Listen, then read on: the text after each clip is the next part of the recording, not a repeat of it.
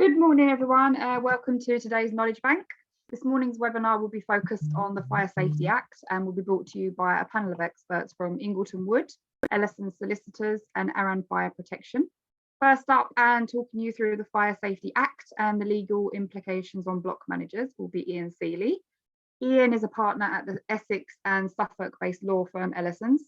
Ian specialises in construction law and regulatory crime. Over the past few years, Ian, a significant part of his practice has involved advising and representing clients on issues arising from the Grenfell Tower disaster, including claims by leaseholders against developers and contractors, and on the regulatory crime side, advising and representing tenant management companies and block managers in respects of fire authority prosecutions for alleged breaches of fire safety legislation.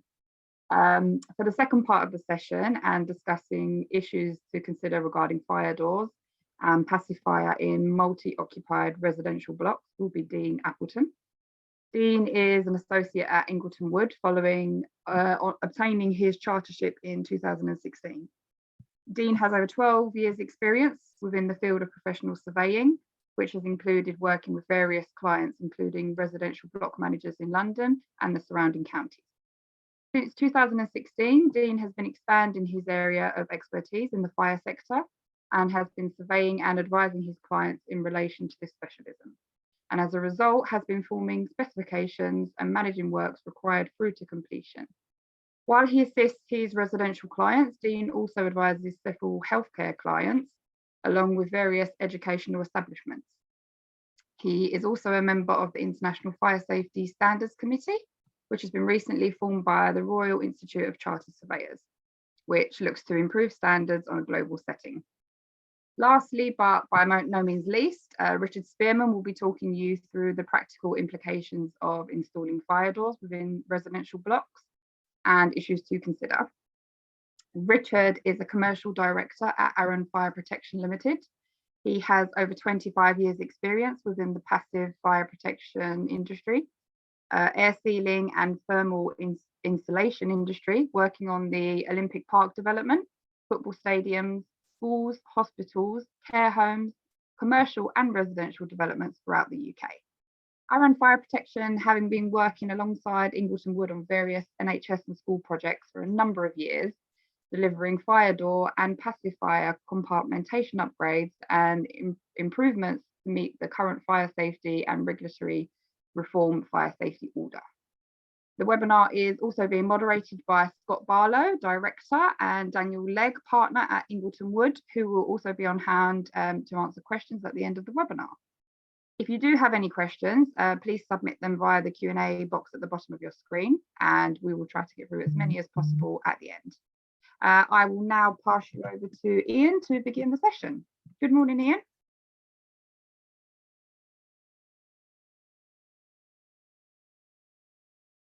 I think we've just got a little bit of an issue with your sound, Ian.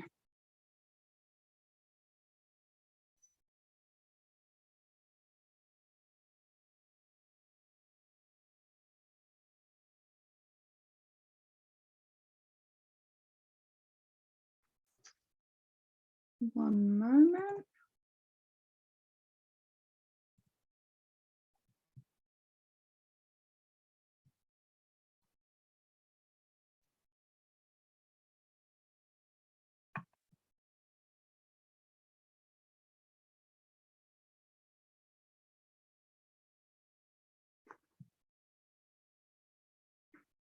Sorry, Ian, do you want to give that a try again now?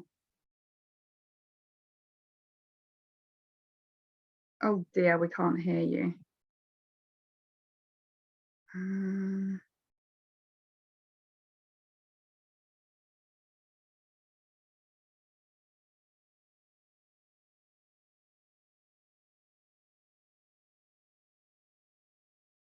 Technical issues, internet as always. Vicky, do you want me to start, and then yeah, maybe you start your session and we can try and work on Ian's sound, and then we can good. Come back. I'll try not to spoil Ian's part of the presentation, so keep your eyes closed while we go through this part. Okay, right. Yeah, so apologies for the slight technical issue there. Hopefully that will get resolved very shortly. Now, as Vicky said, my name is Dean Appleton. I'm an associate at Ingleton Wood. I deal predominantly with the commercial practice here alongside Scott Barlow, who's a panelist on this particular seminar. More recently, I've been getting involved in the fire side of the industry quite heavily, carrying out fire surveys, whether that's fire doors, fire compartmentation, and advising on the works that are required as a result of. Sometimes what we also do is carry out some post-works surveys to ensure that the work's being carried out suitably, and also we monitor those for certain clients as the building kind of progresses through the years. Now, one of the most important things as a result of the Fire Safety Act in relation to block managers is the inclusion of the main flat entrance doors now becoming a responsible part of the Act.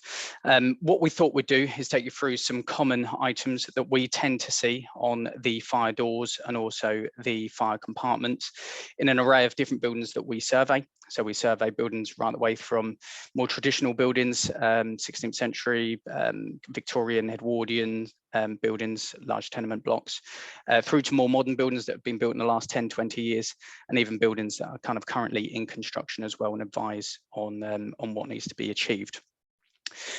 So what we'll do is we'll start with the older, more traditional buildings. Now, this is actually, these photos have all been taken from a survey that I undertook in London, 1930s Art Deco style building. And I'll just take you through some of the items that we've essentially been finding on this part of the building.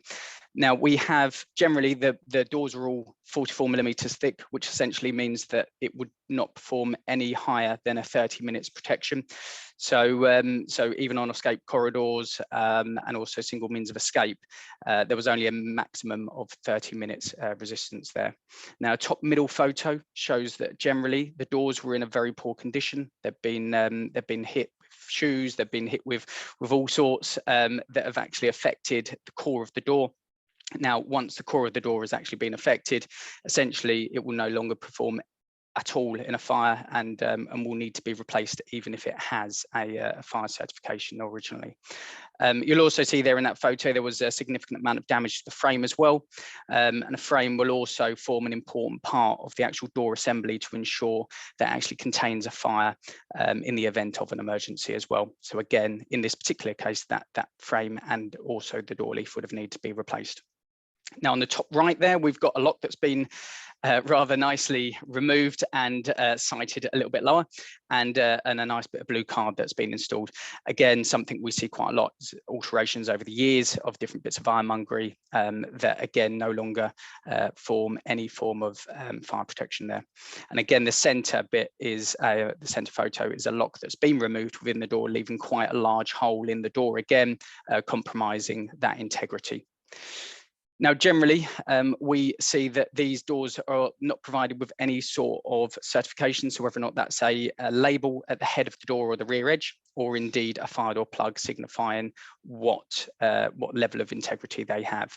Now, it's not common for these doors on this age because the certification schemes were not around at that particular time. However, as the doors move through the ages, we would start to expect that. Now, the middle right hand side photo shows there a door measurer that I was using. This is the large part of where we see the doors fail our review. The doors, basically the gap between the actual leaf, the framework, and also the threshold will need to be what they say 3 millimeters plus or minus a millimeter. So that's between 2 and 4 millimeters. It's a very tight and difficult gap to achieve to make sure that you're achieving that fire protection. A lot of them in this particular case were marginally excessive, so below 10 millimeters. However, some did reach kind of 20, 25 millimeters. So that's quite a large gap around the door. And essentially, the idea is that even if that has an intumescent or smoke seal, that once that expands, that it will not be able to contain a fire, as it won't be able to expand and close that gap. Now, something we also see, again, linking into the intumescent smoke seals, the bottom middle photo is the rear edge of a door with no form of smoke or intumescent seals installed, which again will not kind of contain that cold smoke leakage or indeed close off that compartment in the event of a fire. Now, the bottom right-hand side, there's a transfer grille at the top of the door, which hasn't been provided with any intumescent material. And intumescent basically is the act of expanding. Below is a bit of Georgian wire glazing, and again, in this case, it was found to be non-fire rated. Now, it's a common misconception that Georgian wire glazing is always fire rated. Sometimes it was simply installed for impact resistance, and therefore it's not always safe to assume that just because it is Georgian wire that it would provide any form of fire rating. Now, the photo on the bottom left there also shows that somebody's quite nicely applied a bit of timber over the vision panel, probably more for security than anything else. But again, anything like that, any alterations, if it did have any form of certification, would basically void that certification. We also see that signage is a real particular issue, more with cross corridor doors where they're held open, either they're worn or they're damaged, or only maybe to one leaf, or essentially they indicate that maybe they should be kept locked shut when they're actually held open. So it's a confusing amount of signage that needs to be dealt with.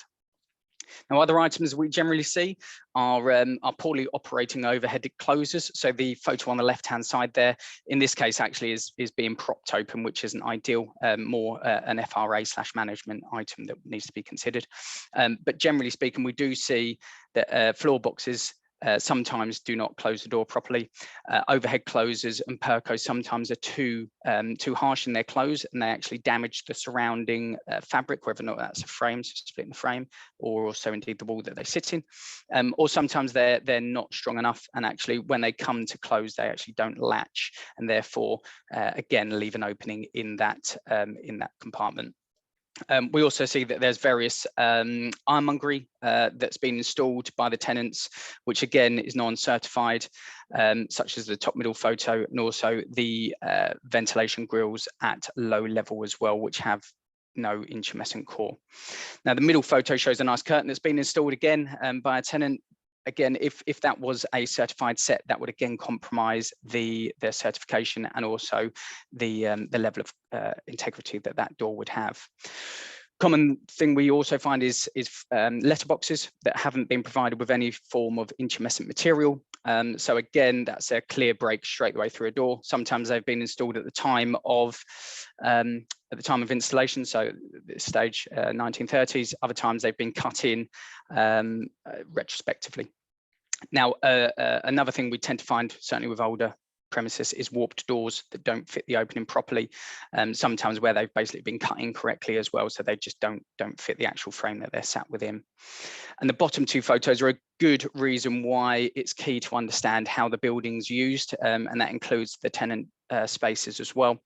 So the middle photo is a tenant demise, so the door's kind of just ahead of us, with the amount of post that's accumulated over the time that the tenant hadn't been within the demise, creates quite a high fire risk there.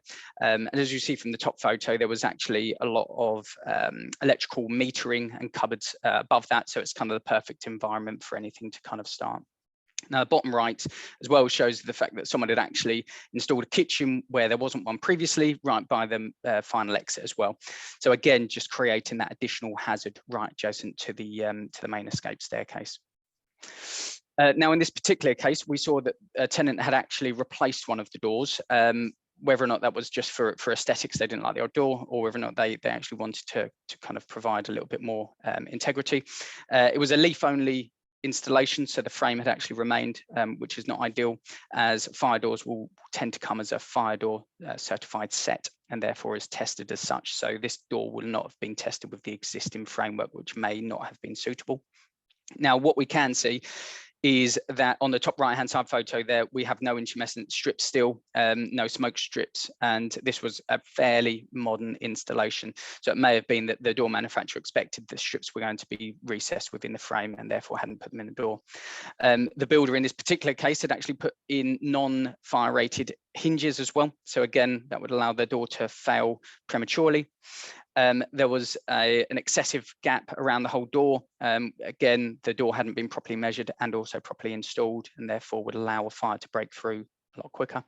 And again, this builder in this particular case had cut through a letterbox, which you can actually see the internal core of the door hadn't even been trimmed up internally, and therefore would allow the door to compromise a lot quicker. Now, in this particular block, there was a small fire, which wasn't the reason we were actually called at the first instance, but we certainly had a look at it and advised on it anyway. Now you see the top left-hand side photo is actually outside in the main corridor, and the door has actually been sealed up. The smoke leakage that you'll see on the right-hand side had actually been significantly cleaned down, and that's basically the remainder of what they couldn't clean off the walls and also the ceiling for that main escape corridor. This was actually directly adjacent to the main escape staircase and actually on ground floor level to a 7-story building. Now, as you see from the bottom left-hand side photo, that's the inside of the flat, which had actually experienced a fire. And as you see, the fire had actually started basically where I was standing in the photo, and the fire hadn't actually consumed the flat whatsoever. It was a relatively small fire that was managed and actually dealt with quite quickly. But you will see the amount of smoke damage that has caused in the bottom right-hand side photo, which is the rear face of that main entrance door.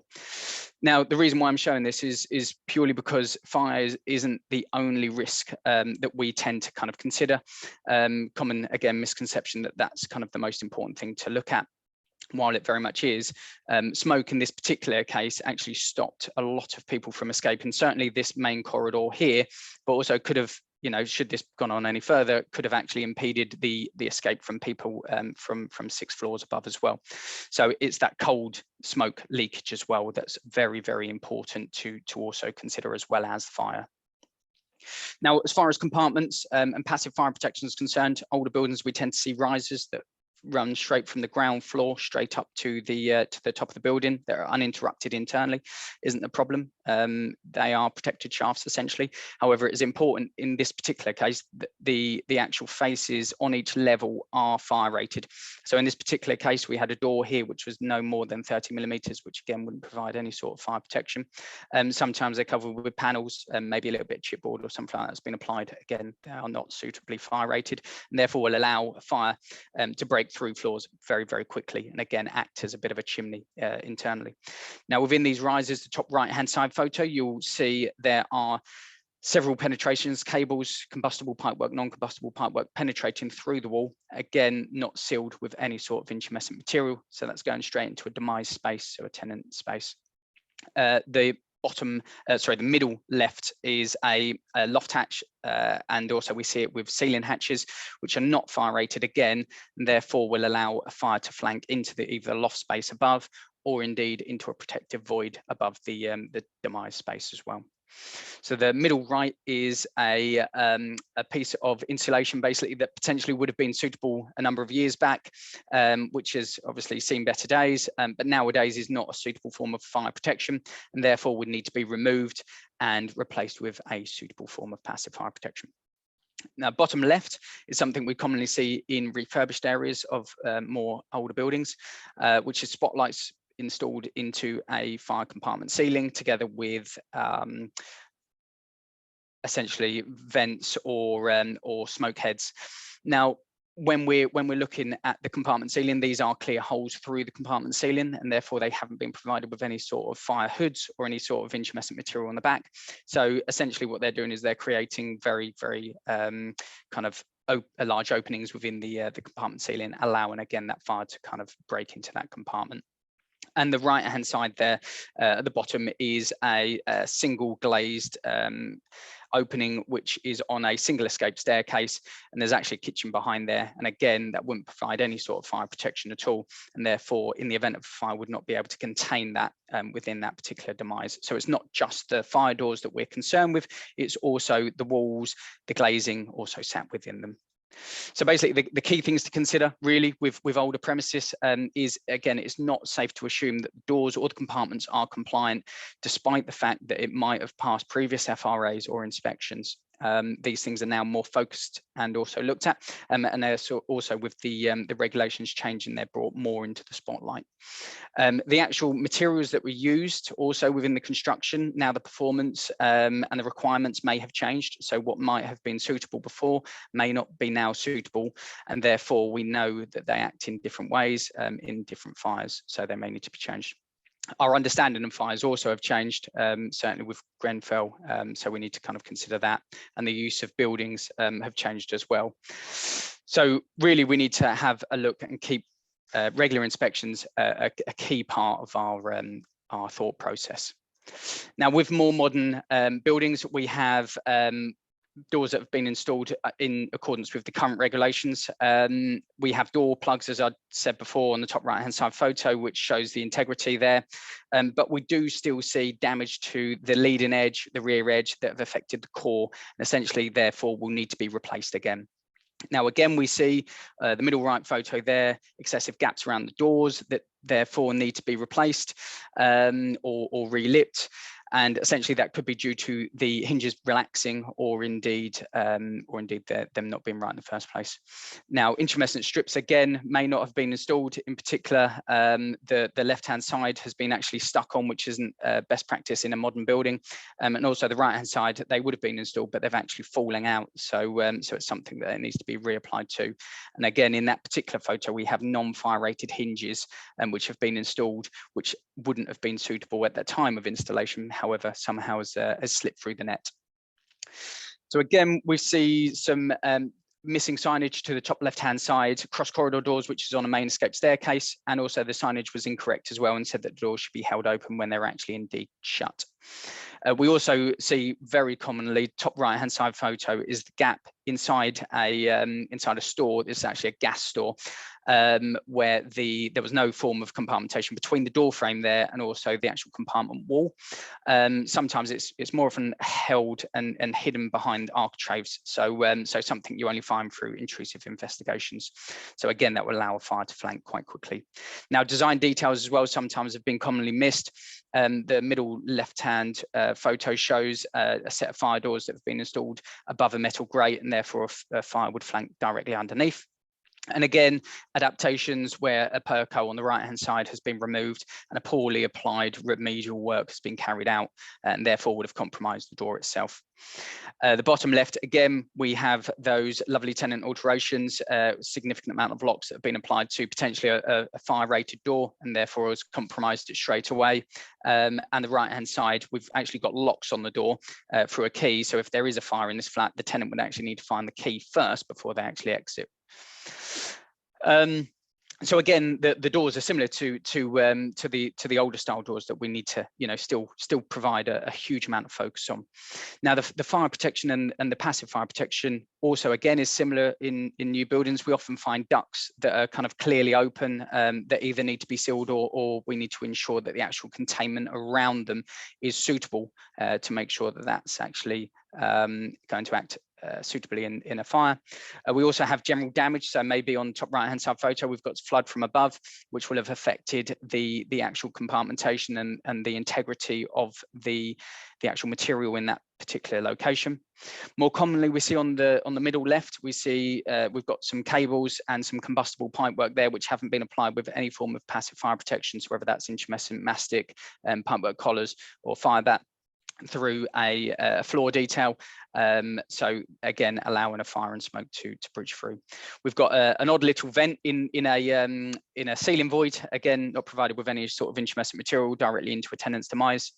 And the bottom left hand side we'll see a slightly hidden section of boarding which wasn't provided with any sort of fire protection on the inside, and that was actually the hazard side, where there was a lot of chemicals stored. This was actually directly adjacent to a main entrance to a large block of flats, and therefore would kind of devour that timber straight away and break adjacent to the main entrance. Now, we also have open roof voids again, which need to be considered, and oftentimes we won't see those. Now we do see a lot of ad hoc details, so you'll see a number of ones here. Top left-hand side, just some boarding applied to an exposed section of steel. The right-hand side sees the use of PU foam, pink foam, which would have been suitable at some stage, but now is not suitable. Again, relates back to what has been suitable in the past is now not necessarily the accepted method. Some holes cut in for access, which we often find maintenance.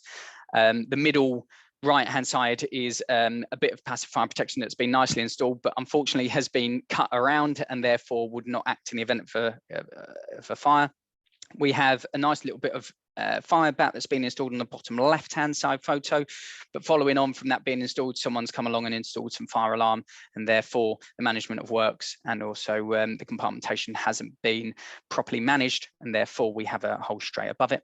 And then the bottom right-hand side photo there also shows some fire protection, some intumescent mastic, which has actually been applied and then fallen out straight away. So again, hasn't been installed properly. So importance is making sure that third-party certified contractors are specified and used in the event. Now, again, with modern buildings, again, it's not safe to assume that the fire doors and the fire compartments are compliant. Again, it's a continuing thing that needs to be looked at. Again, the material and also the fire performance requirements may still have changed, and the original base build is not always compliant. And we often see areas in new builds that, one section's okay, and then the rest, unfortunately, has been left, not looked at. The remedial works that are carried out also aren't compliant, and also potentially not by a compliant person or a suitable person, and hidden details and concealed details are also normally missed. So again, that regular inspection and understanding the fire strategy is absolute key. Now, as Dame Judith Hackett said in her review, the topic of fire is extremely complex and confusing. There are significant changes due to the Fire Safety Act coming into force that Ian will run through very shortly. But as I said, more to the forefront of what we're looking at today here is the fire doors and the fire compartmentation itself. There is a general lack of knowledge of the fire sector in the industry, and that's not only obviously with the building owners and building users, but also with people such as building control and also surveyors. So it is a critical thing that we do need to kind of consider, and you do need to make sure that you are employing and talking to the right people that are suitably qualified to act as such. Now, we always advise that there is a continuous cycle of review and remedial works throughout buildings, and they are live operating structures, and therefore, what is suitable today may very well change tomorrow. And as I said, third-party installers such as people affiliated with the ASFP, the FPA, BM Trada, and the list does go on, are people that we'd look towards carrying out these works. Now, us as Ingleton Wood, as I said, we do provide a varying amount of services. We carry out specific fire door surveys, specific fire compartmentation surveys, or a mixture of the two. And we also form specifications and also monitor and manage works through to completion to ensure that the buildings are compliant, and that's either through older existing stock or at the conception of the actual design itself. And also we carry out post-completion reviews, and that may be something that we've actually looked at with the works or what we've surveyed before, or indeed for a fresh building that you've had works done to and you just want a second eye on. So we do carry out a lot of different surveys. If you need to speak to us about anything or need any assistance, then do feel free to obviously contact us further. What I'll probably do is I'll probably hand us over to Richard, as he'll probably follow on with, it probably follows on quite nicely with the installation side. Richard, you okay to? Yes, hopefully the microphone works. Yeah, it does indeed. Yes, indeed. I think Vicky's this is Ian. Is my microphone working now? Yes, it is indeed, Ian. We can hear you. Excellent, fantastic. That's good to hear. I'll mute myself again and hope that it works again in a second. Fantastic. Yeah, appreciate that. Cheers, Ian. Okay, so yeah, I'll leave you with Richard, who will go through the practical implications of installing these. Thank you. Yeah, thank you very much. Well, good morning, all. Dean, you can go to the next slide, please. On there. So from like Ingleton Woods, surveys, identifying the works that need to be carried out. We would then tender for the works. The successful tenderer would then visit site and assess the practical complete or the practical application. Then carrying out the works.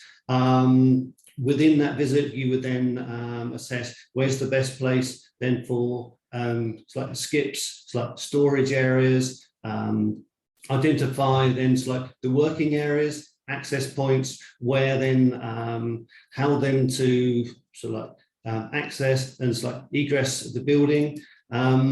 And then from that initial inspection, you could then carry out a program. So there is a phased plan of the works that have then been identified. The communication then with the premises manager and staff is then key then to the successful delivery then of the project. Within the works, you'll also then carry out an R&D survey just to see if there's any asbestos that hasn't then been identified prior. Dean, are you on the next? Thank you very much. Within obviously the next step would then be to measure all the doors, and the doors that are then going to be changed would then have to be measured. Generally, the doors aren't off the shelf; they're then bespoke doors, and of which all the design of the 5 doors with ironmongery, the glazing would all have to then be assessed. Dean, then thank you very much. Obviously, within the 5-door replacement, the whole door set is then changed. So this is then the leads, the architraves, the frame. This is all taking out. It is messy, but then with dust sheets, protection then to surrounding surfaces. We can then make sure that the areas are then cleaned. Once then the door has then been taken out, the new frame is then installed, with then the fire stopping carried out around the aperture then of the frame. At each point of the progress, then photos are then taken, then to record the whole phasing then of works. Generally, from measuring the fire door and placing the order is circa 8 to 10 weeks. Then for the doors then to be delivered then on site. Dean, you okay to the next one? Obviously, depending on the scope of works that Ingleton Wood have then assessed, some of the doors then can be changed or replaced if they are not compliant fire doors, or they're beyond repair. Within then the repair of the fire door, if it's then a certified door or it's deemed then to be a fire door, the manufacturer's instructions will be the first point of call to identify the actual fire door, whether then there's any signage or there's a O&M manual, then to identify which manufacturer and door has been installed. If that can't be then assessed, then we then revert back then to BM Trada's accepted repair techniques, of which there are 23 different options of then how you can then carry out repairs to that door. Some of the works, like changing of a hinge, can be done with the door still in place, then through to routing out the doors, where the doors is then got to be taken off the hinge and probably taken then to a suitable working area. Dean, thank you very much. As part of our third party, the then accreditation that we then follow, then within the BRE and the BM Trada. All the works are then recorded. We are then assessed, on then the works that we then carried out. Dean? Part of the works that then we record all fire stopping and fire door works. We then digitally record. We have the floor plan, which we will then put a specific pin with then before and after photos, and then with the fire doors, then we do the stage photos of each stage of the operation. So there's a complete thread of then the works that we've then carried out. With the fire stopping, these are service penetrations where then the building has then been deemed with 30 or 60-minute firewalls. You get cable penetrations, pipes, soil pipes that then haven't either been sealed at all, or they've been incorrectly sealed, of which then these works will then be recorded with a before and after photo, and then logged then on the app that we then use. Okay, perfect. Thank you very much, Richard. Appreciate it. Thank you. Right, so we'll go back to the start, and we'll go back to Ian, if you're with us. Yes, am I with you? You are indeed. Excellent. Yeah, thank you very much. Fantastic. Perfect. Well, sorry about that earlier, everyone. I hope I haven't mucked things up too much, but yeah, I just wanted to run through some of the legislative provisions to put really into context what Dean and Richard have been helpfully talking about, and explain why in particular this is important for those of you who are involved in the management of blocks, whether as a director of a residence management company or as a managing agent with responsibilities that you've taken on pursuant to a contract with a residence management company. So if I can have the next slide, please, Dean.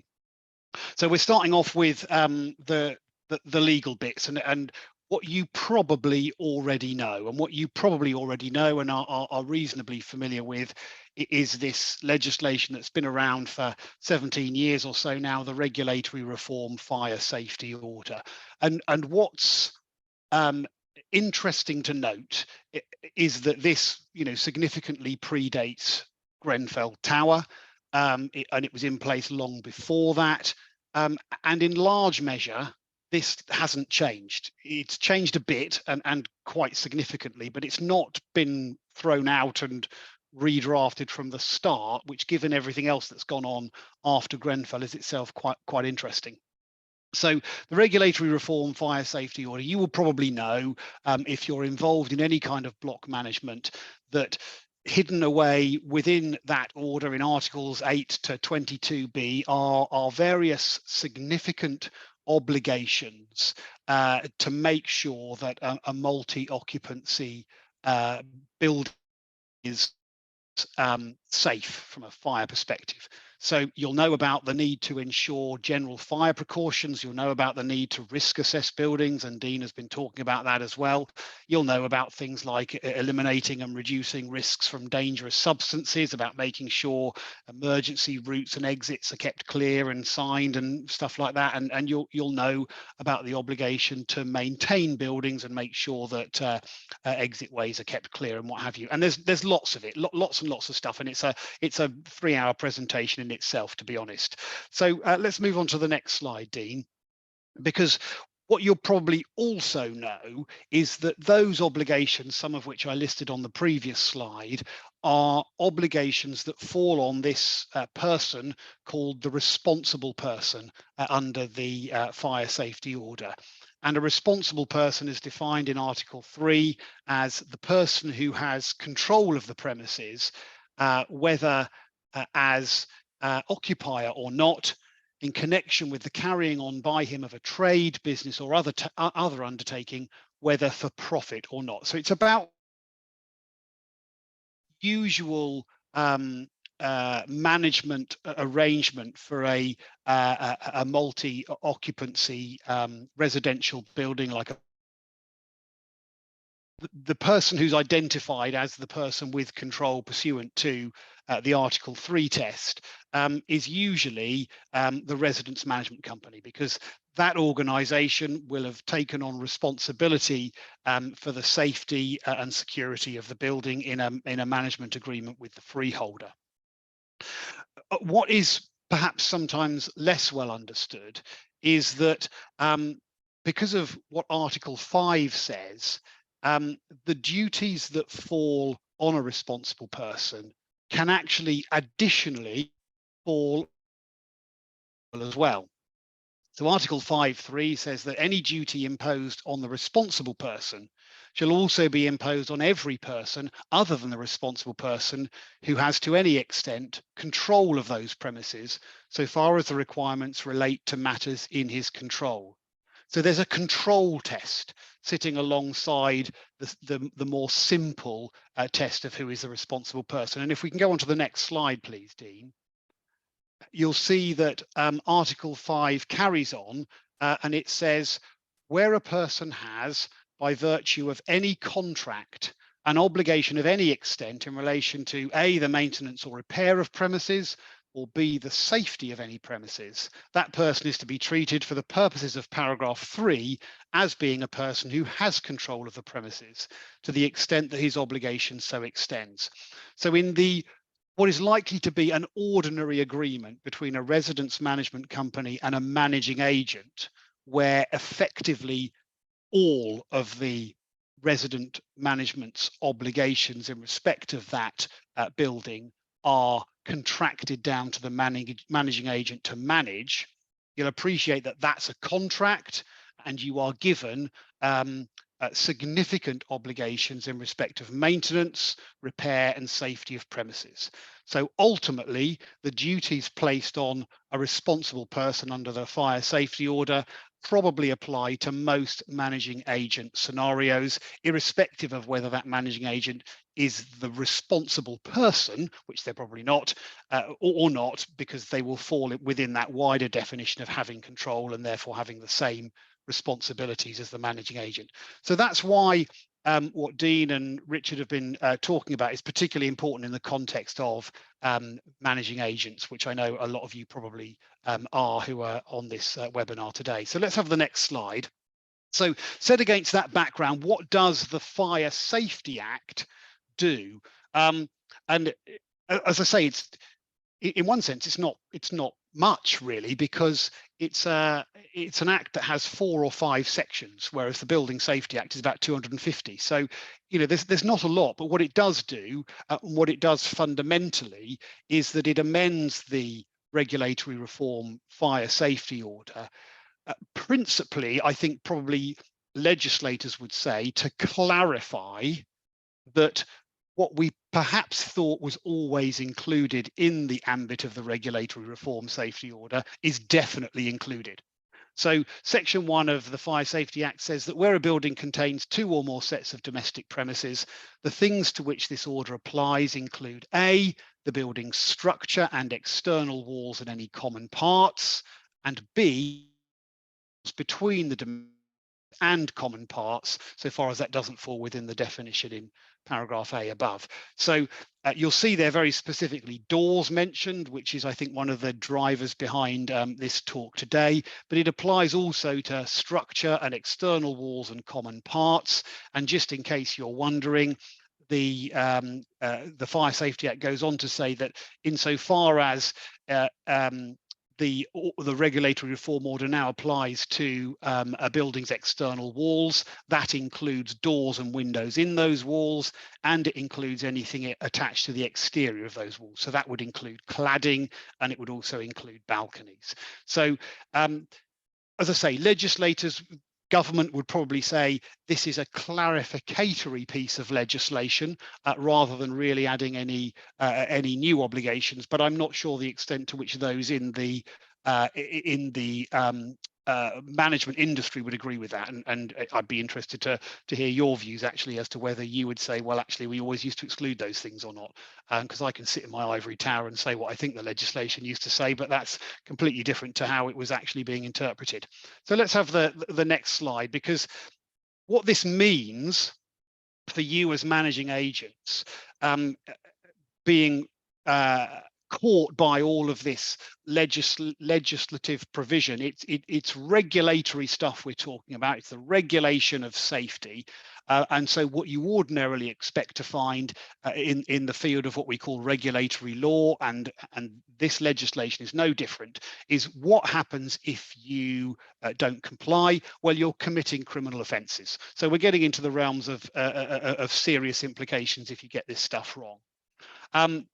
And broadly speaking, there are two main offences that are committed under the Regulatory Reform Fire Safety Order, and they are committed by A, a responsible person. We've looked at who that definition is, but also B, any other person who has that control, who passes that control test that I was talking about in Article 5.3. And as we've discussed, that probably means managing agents in the vast majority of contractual scenarios where you're engaged by residence management companies.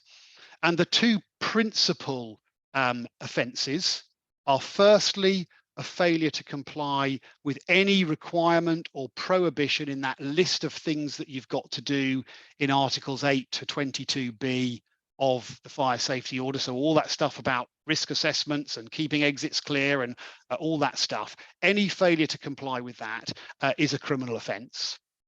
And additionally, if you are served by a fire authority with an enforcement notice telling you you haven't complied with some of the legislative requirements in the order, and you're given a period of time to comply and you still don't comply, then your failure to comply with that enforcement notice is additionally another criminal offence. And as I think we would all hope,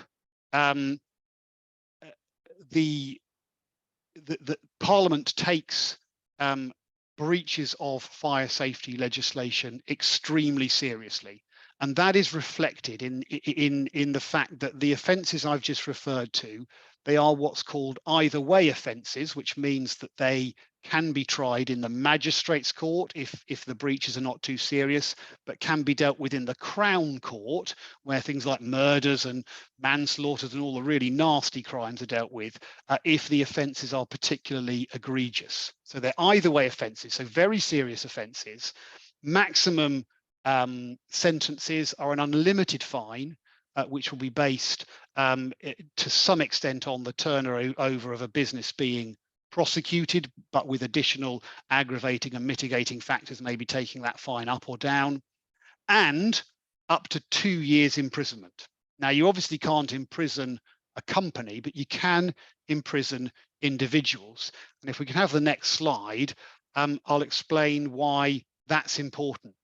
And the reason it's important is because if you are a company who provides managing agent services and you breach the Regulatory Reform Fire Safety Order, then the company may well be prosecuted for that. But tucked away in the Regulatory Reform Fire Safety Order, as is the case with all regulatory crime, is this provision here. It says, where an offence committed by a body corporate, i.e. a company, a managing agent company, is proved to have been committed with the consent or connivance of, or to be attributable to any neglect on the part of any director, manager, secretary, or other similar officer of the body corporate, he or she, as well as the body corporate, is guilty of that offence and is liable to be proceeded against and punished accordingly. So you can have a scenario where breaches of the Regulatory Reform Fire Safety Order have been committed by a managing agent company, and a specific director or senior officer of that company is additionally prosecuted in their personal capacity because they are, if you like, the controlling mind of the business, and they are as guilty as the company. And going back to the punishments, they're exactly the same for an individual as they are a company. So an unlimited fine, and more significantly, potentially up to 2 years in prison. So this stuff is very important. And I'll leave you with a war story, because I always like to leave people with a war story when I've sort of explained some really dull and quite serious legislation. So because I'm down with the kids, this is IRL, in real life. This is a war story. It's an ongoing war story. And in fact, I have a meeting about this matter this very afternoon.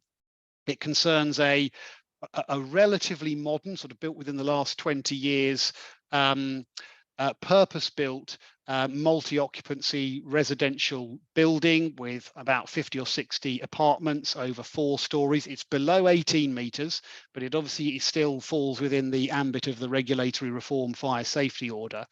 The residence management company had an arrangement with a managing agent company by which effectively day-to-day responsibility for fire safety was contracted down to the managing agent. And to cut a long story short, what happened here was during the early days of COVID, when life was extremely difficult, I think, for many people, the managing agent rather dropped the ball on fire safety on this particular building, and ultimately was served by the local fire authority with an enforcement notice requiring it to put in place a suitable and sufficient fire risk assessment, because the assessment that had previously been done had been found by the fire authority to be insufficient. So an enforcement notice was ultimately served on the residence management company because it was the responsible person under the legislation. And unfortunately, the managing agent still didn't really get their act in gear. And so the enforcement notice wasn't complied with. And so the management company, sorry, the residence management company was prosecuted by the fire authority for breach of an enforcement notice. So we dealt with that case. It went through the magistrates court, guilty plea entered at the first available opportunity, and ultimately the residence management company fined £20,000 and ordered to pay about £17,500 of legal costs, effectively for an offence that, yes, it had committed it, but the day-to-day work had been contracted by it down to the managing agent, nevertheless didn't get itself off the hook completely. What subsequently happened is that after that prosecution was concluded, the fire authority then knocks on the door of the managing agent company in respect of the same issues and the same background story. And that managing agent company is being prosecuted for 1, 2, 3, 4, 5 offences of failing to comply with various articles in the regulatory reform fire safety order. And the director of that company is being prosecuted in his personal capacity as well. So these things are real, folks. They do happen. They have very significant implications. And so, you know, my thanks to Dean and Richard for sort of explaining, you know, what they're seeing and what you might be able to do at least on the front of fire doors to sort things out. So that's my bit. Thank you very much. Thank you, Ian. Some interesting stories. Slightly worrying, but these are the things we have to deal with. So what we'll do, we'll just now run through question and answers. We've had a couple of questions come through. I've got 1 or 2 of my own just to raise with the panel. The first one has come through stating we have a client challenging a fire door inspection requirement, and it says, do the fire door checks both quarterly and annually have to be undertaken by a qualified person, or could a PM / site caretaker undertake these checks? This one's probably for Dean, if that's okay, if you can just pick that one up, Dean. Yeah, of course. Yeah, a very good question, and yeah, one we tend to hear quite a bit of. Essentially, it needs to be carried out by what they term as a competent person. So essentially, the competent person will need to understand the relevant fire safety legislation and associated guidance documents. They'll also need to have the appropriate education, training, and knowledge and experience in the principles of fire, and have an understanding of fire development within the associated type of buildings. And again, just kind of have that associated training. So whilst there's nothing kind of prescriptive in the form of you need this qualification or that qualification, what they do want you to do is show that you have that level of competence. So it's one maybe that you'd need to potentially prove, and ultimately, if you wanted to go ahead and anything did go wrong, then you'd need to prove in court, at which point you might need to contact Ian. But essentially, that's kind of what the guidance says. So yeah, and I mean, I can come in on that one as well, Scott, actually, because that has cropped up in cases I've dealt with, and the underlying legislative requirement really here, this is about fire risk assessments at the end of the day, and what the fire safety order says is that fire risk assessments need to be suitable and sufficient, and that's the test effectively that a fire authority will be applying when looking at any kind of annual fire door inspection or quarterly fire door inspection. Is it suitable and sufficient? And ultimately, whether it's suitable or sufficient largely depends on who's done it and what the heck they, whether they know what they're talking about. So I absolutely echo what Dean was saying there. And I think the only other thing to add is that you will almost inevitably not get a definitive answer from a fire authority about whether Joe Bloggs, the caretaker, is or is not a suitably qualified person to do that. They will never commit to that. And the reason why they'll never commit to that is because ultimately they are charged with enforcing this legislation, and they simply won't commit to say Joe Bloggs is or isn't suitable, a suitable and sufficient person with the right qualification. So you've got to make an assessment of that yourself, unfortunately. Thank you very much. Yeah, that's very interesting. The next question is one that we actually collectively discussed yesterday and today, in relation to ownership of flat doors and enforcement of requirements. So the question is where leases provide the flat doors within a block are owned by the individual tenants, leaseholders, what powers do the responsible person, i.e. the managing agent for the block, have to ensure a non-compliant door is replaced? How can this be enforced if the tenant simply refuses to pay for the upgrade, or where works to be carried out under the service charge, a tenant simply refuses to give the contractor access to their flat to replace their doors? We know this is quite an emotive subject. Obviously, people with flats, they have their doors. They aesthetically they may be pleasing. They don't suddenly want someone coming along and ripping it out and putting a sort of 30-minute plain white door in its place. Ian, I know we talked about this. Yeah, we did have a little chat about this yesterday, and it's that deeply unsatisfactory lawyer's answer, I'm afraid, which is it depends. And principally, it depends, at least initially, on what the lease says, as to, first of all, who owns that door, and second of all, what rights you might have over it in respect of work that you need to carry out in order to ensure that you can comply with your obligations under the regulatory reform fire safety order.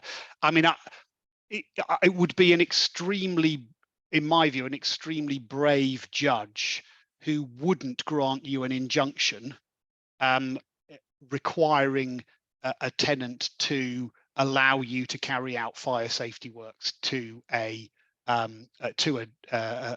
fire safety door if a resident was refusing to allow you to do that. And I can't really envisage a scenario where a resident would be willing to push their sort of Englishman's home is his castle type of approach that far, because if you were to apply for an injunction, you'd inevitably get it, and the resident would have to pay all of the legal costs that you'd incurred in doing that. So I think my advice would be a swift solicitor's letter will get you the access that you need in 99 cases out of 100, to be honest.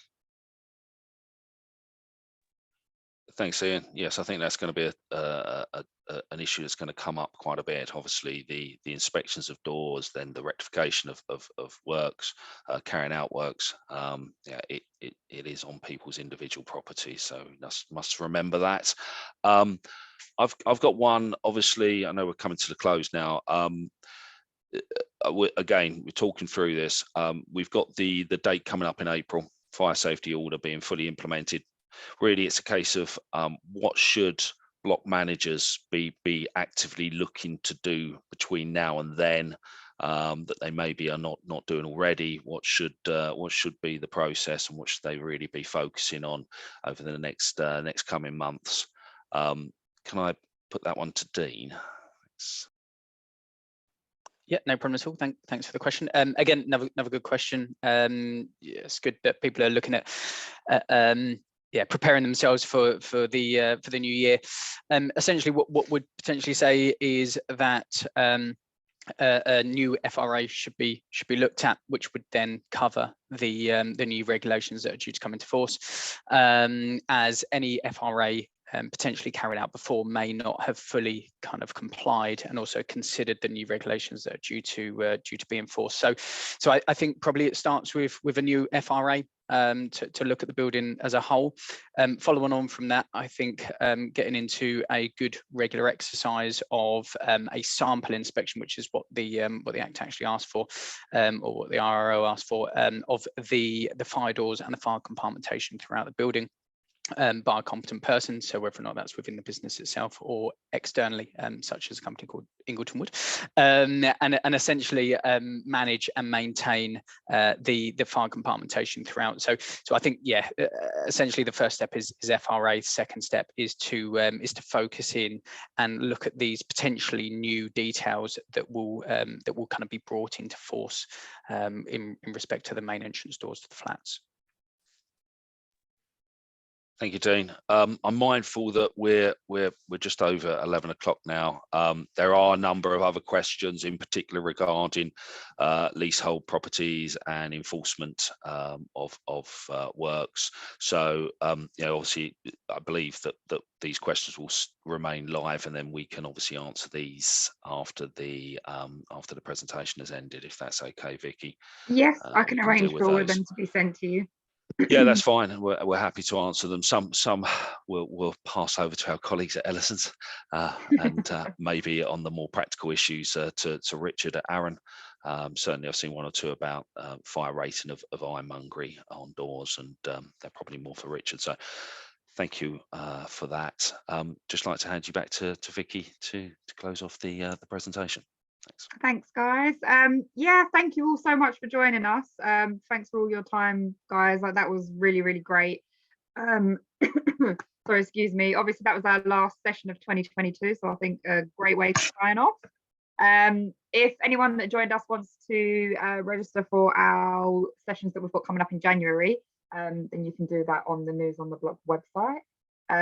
Otherwise, thank you for joining us today. I will be able to send you all a copy of the recording later today. Guys, if you'd like to send me a copy of the slides, then I can also send them out to everyone that registered. So they've all got your contact details and can get in touch with all of you directly. Otherwise, thank you so much for joining us.